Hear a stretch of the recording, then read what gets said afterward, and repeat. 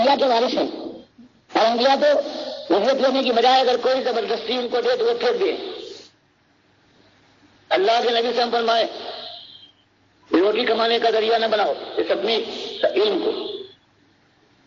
امام حنیفہ نے قرآن و حدیث کی روشنی میں فتویٰ دیں، ہدایہ میں جو آیا ہے وہ کتاب جو ہر مدرسے میں پائی جاتی ہے۔ تو یہ جو اذان دیتا ہے اگر اس کی یہ تنخواہ لیتا ہے تو حرام کھاتا ہے۔ یہ امام اگر امامت کرنے کے بعد اس کی تنخواہ لیتا ہے تو وہ حرام خور ہے۔ مدرسے میں قرآن کی تعلیم دینے والے، حدیث پڑھانے والے اور فقہ کے مدرسین اگر تنخواہ لے تو وہ حرام خور ہے۔ تو حال یہی تو ہوا ہے کہ امام علی حنیفہ کا یہ فتویٰ قرآن و حدیث کی روشنی میں، اور آج یہ اپنے کو حنفی کہتے ہیں اور بڑھ چڑھ کر یہ اسی دنیا کے لیے ہر طرح کے تنخواہیں بھی ہیں، نذرانے بھی ہیں، فریب کاری کے ساتھ، جیسے اللہ نے فرمایا کہ یہود و نصارہ کی بات صرف نہیں ہے بلکہ تمہارے بھی عالم ایسے آئیں گے ان کثیرا من الاحبار والرهبان لیاکلون اموال الناس بالباطل ویصدون عن سبیل اللہ۔ تمہارا مال بھی تعویذ اور گندوں سے نظر نیاز غیر اللہ کے کر کے شرک میں مبتلا کر کے تمہارا مال کھائیں گے، اور اس کے ساتھ ساتھ ظالم یہ نہیں کریں گے کہ تم کو اللہ کے راستے سے روک دیں۔ اور آج سب سے بڑا جو فتنہ ہے، یہ جو دین بیچا جا رہا ہے ان عالموں نے اور ان محدثین اور شیخ القرآن والوں نے وہ دنیا کو کمانے کے لیے یہ دھندا رچایا ہے، اس کے بعد پھر ان کی زبان سے کیسے نکل سکتا ہے کہ حقیقت یہ ہے، جب جانتے ہیں کہ پیسہ دے رہا ہے یہ گیارہویں کرنے والا، غیر اللہ کو پکارنے والا، اور یہ شرک اور کفر کا پر جمع ہوا ہے۔ اب اگر اس کے سامنے یہ بات لائیں گے تو اس کی جیبیں بند ہو جائیں گی اور مکھیوں کے کالی ہو کر ان کی جیبوں میں تکلیف پہنچے گا۔ سب سے زیادہ ان کو کیونکہ اب ان کے لیے ایمان اور بے ایمانی کا معاملہ جو علماء ہیں یہ نہیں رہا، خالی دنیا کا رہ گیا ہے۔ اب ہم لوگ جہاں ان کے عقائد کو قرآن و حدیث اور ان کے طریقے کو قرآن و حدیث کے ذریعے سے بتاتے ہیں کہ اس کے خلاف ہے، وہاں جب ہم یہ بتاتے ہیں کہ جو کمائی کر رہے ہیں دین کی یہ حرام ہے تو انہیں آگ لگ جاتی ہے، اور یہ وہ چیز ہے یہ سمجھتے ہیں کہ اس کو اور کسی ذریعے سے روکا نہیں جا سکتا جب تک کہ ان لوگوں کو جو آج یہ آواز اٹھا رہے یا تو ایسا ڈرا دیا جائے کہ یہ خاموش ہو جائے، یا ان کے بڑے کو قتل کر دیا جائے، تب روک چھا جائے گا اور ہماری اس کمائی کے اندر کوئی مداخلت نہ کر سکے۔ یہ مسئلہ ہے، سب سے بڑی مخالفت ہو رہی ہے، وہ یہ اصلی مسئلہ ہے جس کے اوپر جو علماء ہیں وہ طرف سے لے کر اور کراچی تک مخالفت۔ یہ آپ نے سنا ہے جواب ڈاکٹر مسعود الدین عثمانی رحمۃ اللہ علیہ کا اجرت کے معاملے میں۔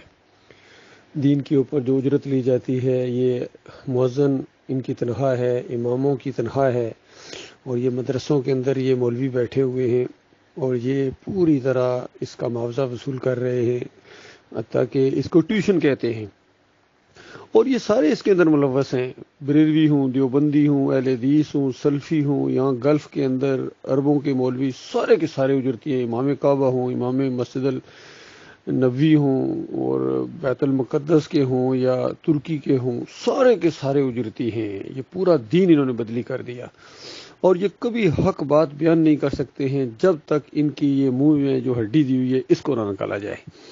کیونکہ آج کا دیکھیے عام طور پر عوام ہے کتنی یہ مہنگائی کی وجہ سے پریشان ہو جاتے ہیں اور آگے دوسری چیزوں کی وجہ سے، لیکن مولوی کو کوئی پریشانی نہیں ہے، مہنگائی ہو، سستپائی ہو، جو بھی ہو، اس کا کام چل رہا ہے، فری رہائش ملی ہوئی ہے اس کو، ٹیلی فون کا بل عوام ادا کرتی ہے، بجلی کا بل عوام ادا کرتی ہے، مکان کا کرایہ عوام ادا کرتی ہے، ان کا اس کو تو کوئی فکر ہی کوئی نہیں ہے۔ اس کو کیا فکر ہے عوام کی یا لوگوں کی؟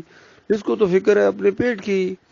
تو یہ حق نہیں بیان کر سکتا ہے، کیونکہ حق بات بیان کرے گا تو مسجد کمیٹی والے اس کو مکھی کی طرف باہر پھینک دیں گے، اور پیچھے ایک لمبی قطار کھڑی ہے اس جگہ کو پر کرنے کے لیے، مسجد کا امام بننے کے لیے، مؤذن بننے کے لیے، تنخواہ لینے کے لیے سارے تیار بیٹھے ہیں، اور پوری طرح انٹرویو ہوتا ہے جس طرح نوکریوں کے لیے انٹرویو ہوتا ہے۔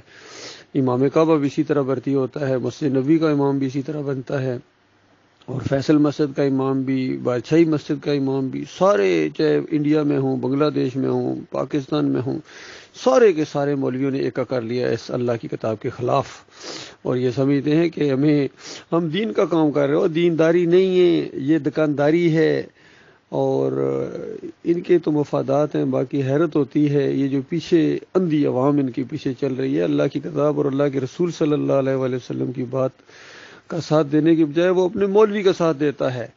اور چونکہ اس کے مولوی نے آسان کر دیا ہے، اس کو پابندیاں ختم کر دی ہیں، اور بس اس کو جنت کا لالچ دے کے کہ بس تمہیں جنت ملے گی، تم ہمارا پیٹ بھرو. اور بڑے بڑے سیٹ ہیں، بڑے بڑے دولت والے ہیں، ان کو جا کے چیک دیتی ہیں، گاڑیوں کی چابیاں دیتے ہیں، اور سب کچھ ان کو کھلاتے پلاتے ہیں، ان ناگوں کو جو ان کو ڈستے ہیں اور ان کے ایمان کو بھی برباد کرتے ہیں اور اللہ کے راستے سے روکتے ہیں. جب کبھی کوئی ایمان خالص کی دعوت اٹھتی ہے، ایمان خالص کی دعوت اٹھتی ہے تو سب سے زیادہ یہی گروہ مخالفت کرتے ہیں.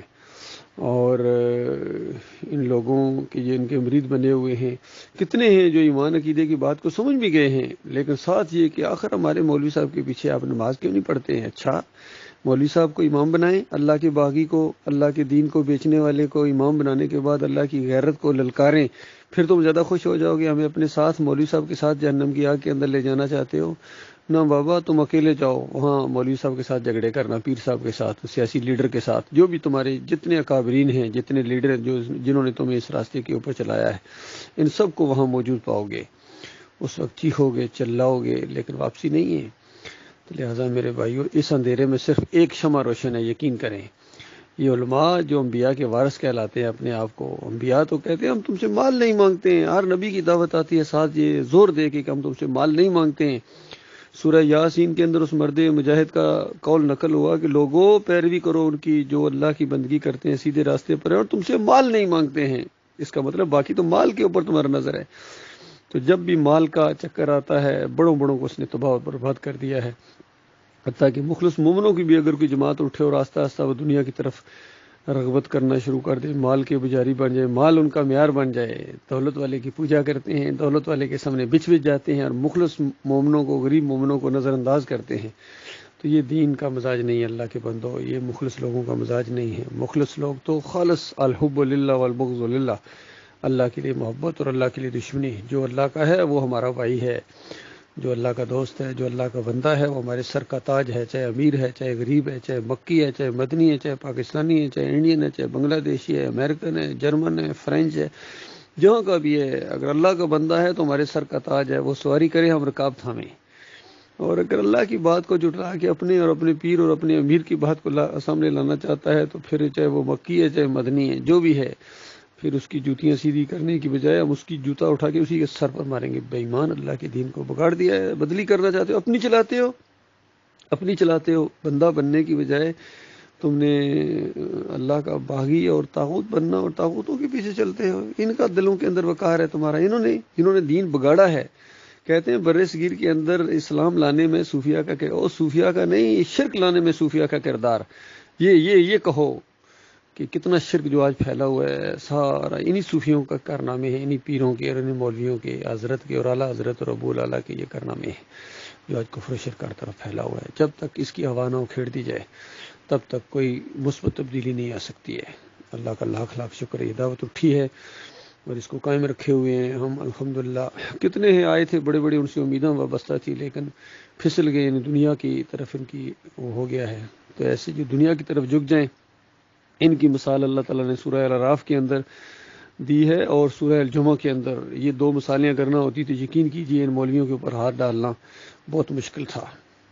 اللہ تعالیٰ نے سورہ اعراف کے اندر کہا کہ ہم نے اپنی آیات کا علم دیا اس کو، اور اس کے بعد یہ دنیا کی طرف جھک گیا. اس کی مثال کتے کی ہے، زبان رٹکائے رال ٹپکتی ہے اس کی، ددکارو تو اور نہ ددکارو تو، یعنی پیٹ اس کا بھرا ہو تب بھی لوس لوس کرتا ہے، پیٹ خالی ہو تب بھی لوس لوس کرتا ہے. اور سورہ الجمعہ کے اندر کہا کہ ان کے اوپر کتابیں لدی ہوئی ہیں، جس طرح گدھے کے اوپر کتابیں لدی ہوتی ہیں. گدھے کے اوپر کتابیں لدنے کے بعد آپ سمجھتے ہیں عالم دین ہو جائے گا. تو ان کی کتابیں ٹرکوں کے اوپر لوڈ کر کے جب یہ گھر شفٹ کرتے ہیں تو ادھر ادھر جاتی ہیں. لائبریریوں کے یہ چھان ماری انہوں نے، لیکن ایمان عقیدے کے اندر اس طرح خرابی ہے. ہر چیز ان کی ٹھیک ہے لیکن ایمان کے اندر خرابی ہے.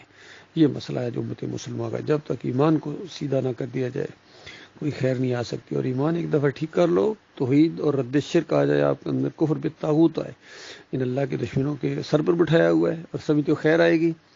ان کو پیچھے ہٹاؤ تب تمہارا رابطہ، تب تمہارا واسطہ، تب تمہارا تعلق اللہ سے پیدا ہوگا، پھر اللہ کی رحمتیں آئیں گی، اللہ کی برکتیں آئیں گی۔ اللہ تعالیٰ ایسے مجاہدین کے اندر شامل رکھے۔